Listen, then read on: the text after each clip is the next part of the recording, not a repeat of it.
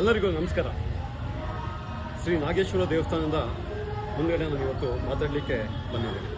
ಕಾರಣ ಏನು ಅಂದರೆ, ಇಡೀ ನಿಮಗೆಲ್ಲ ಗೊತ್ತಿದೆ, ಈಗಾಗಲೇ ಕೆಲವು ದಿನಗಳಿಂದ ಪೇಪರ್ ಮೀಡಿಯಾ, ಎಲೆಕ್ಟ್ರಿಕ್ ಮೀಡಿಯಾದಲ್ಲಿ ಧರ್ಮಸ್ಥಳದ ಬಗ್ಗೆ ಅಪಪ್ರಚಾರ ಆಗ್ತಾ ಇದೆ.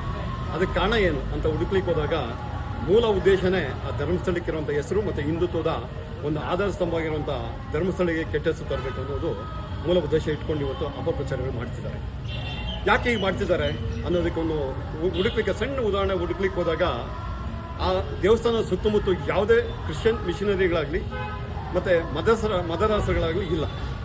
ಕಾರಣ ಆ ಹಿಂದುತ್ವದ ಅಲೆ ಅಷ್ಟು ಜೋರಾಗಿ ಆ ಮಂಗಳೂರು ಭಾಗದಲ್ಲಿ ಇದೆ. ಅದಕ್ಕೆಲ್ಲ ಕೆಟ್ಟ ಹೆಸರು ತರಬೇಕನ್ನೋದು ಒಂದೇ ಒಂದು ಉದ್ದೇಶ ಇಟ್ಕೊಂಡು ಅಲ್ಲಿದ್ದಾರೆ. ದಕ್ಷಿಣ ಭಾರತದಲ್ಲೇ ಒಂದು ಹಿಂದುತ್ವಕ್ಕೆ ಒಂದು ಪಾಯ ಕೊಡುವಂಥ ಜಾಗ ಯಾವುದು ಅಂದರೆ ಮಂಗಳೂರು. ಆ ಮಂಗಳೂರಿಗೆ ಕೆಟ್ಟ ಹೆಸರು ತರಬೇಕು ಅನ್ನೋದು ನಿಶ್ಚಯ ಮಾಡ್ಕೊಂಡು ಇವತ್ತು ಅದರ ವಿರೋಧಿಗಳು ಅದಕ್ಕೆ ಕೆಟ್ಟ ಹೆಸರು ತರಲಿಕ್ಕೆ ಪ್ರಾರಂಭ ಆಗಿದ್ದಾರೆ.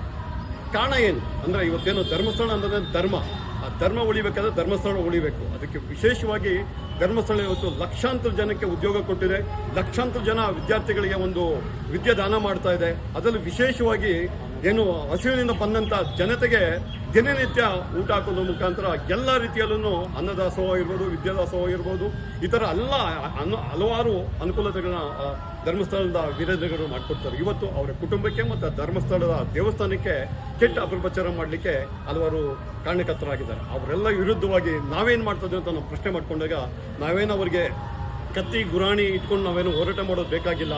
ನಾವು ಧರ್ಮಸ್ಥಳದ ಪರವಾಗಿ ಮತ್ತು ವೀರೇಂದ್ರಗಡವ್ರ ಪರವಾಗಿ ಇದೀವಿ ಅನ್ನೋ ತೋರಿಸ್ಕೊಳ್ಳೋದಕ್ಕೆ ಇದೇ ಶನಿವಾರ ಬೆಳಿಗ್ಗೆ 6:30 ಬೆಂಗಳೂರು ಇಂಥ ಒಂದು ಜಾಥಾ ಹೋಗ್ತಿದೆ. ಆ ಜಾಥಾದ ಮೂಲ ಉದ್ದೇಶ ಧರ್ಮದ ರಕ್ಷಣೆಗಾಗಿ ಧರ್ಮಸ್ಥಳಕ್ಕೆ ನಮ್ಮ ನಡೆಗೆ ಅಂತ ಒಂದು ನಡೆಗೆ ಸ್ಟಾರ್ಟ್ ಆಗಿದೆ. ಅದಕ್ಕೆ ತಾವೆಲ್ಲರೂ ಆ ಒಂದು ಕಾರ್ಯಕ್ರಮಕ್ಕೆ ಬಂದು ನಾವು ಧರ್ಮಸ್ಥಳ ಪರವಾಗಿದ್ದೀವಿ ಅಂತ ತಿಳಿಸ್ಕೊಡ್ಬೇಕಂತ ತಮ್ಮ ಹತ್ರ ಈ ಮುಖಾಂತರ ಕೇಳ್ಕೊತೇನೆ. ನಮಸ್ಕಾರ, ಧನ್ಯವಾದಗಳು.